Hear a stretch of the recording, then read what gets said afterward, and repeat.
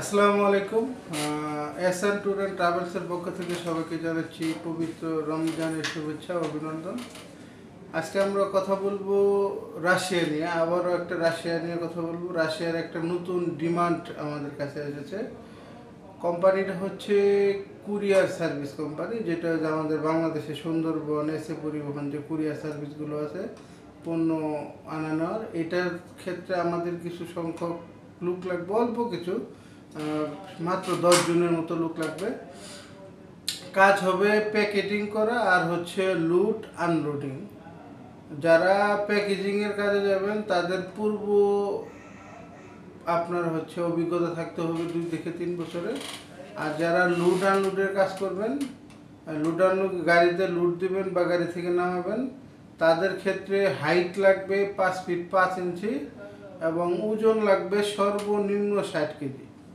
আমি আবারও বলছি, আমাদের কি কি ক্যাটাগরিতে লুক লাগবে। আমাদের লুক লাগবে হচ্ছে আপনার প্যাকেটিংয়ের জন্য, যাদের 2 থেকে 3 বছরের অভিজ্ঞতা আছে। আর লাগবে হচ্ছে আপনার লোড আনলোডিং ওয়ার্কার।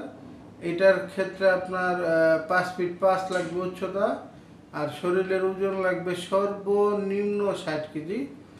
আর রাশিয়া নিয়ে অনেকে অনেক কিছু করতেছে, আপনার অনেকে অনেক ভাওতাবাজি করতেছে, যেমন ফুড প্যাকেজিং, ফুড ডেলিভারি, এগুলো বলে কাজ টাজ করতেছে। আসলে অ্যাকচুয়ালি ভিসা হচ্ছে কনস্ট্রাকশন। আপনার রিসেন্টলি আমরা কিছু কোম্পানির ভিসা চেক করে দিলাম, এগুলো সবই হচ্ছে আপনার কনস্ট্রাকশন ভিসা। এরা যাত্রীকে এম্বাসিতে না পাঠিয়ে আপনার হচ্ছে ভিসা কালেক্ট করছে। তবে আমরা যে সকল ভিসা পাচ্ছি, আমরা যাত্রীকে এম্বাসিতে সরাসরি পাঠিয়ে ভিসা নিয়ে আসতেছি, কোনো লুকোচুরির কোনো হিসাব নেই। আর আমরা বাংলাদেশ গভর্নমেন্টের নিয়ম অনুযায়ী আপনার হচ্ছে মেন পাওয়ার করে তারপরে পাঠাবো।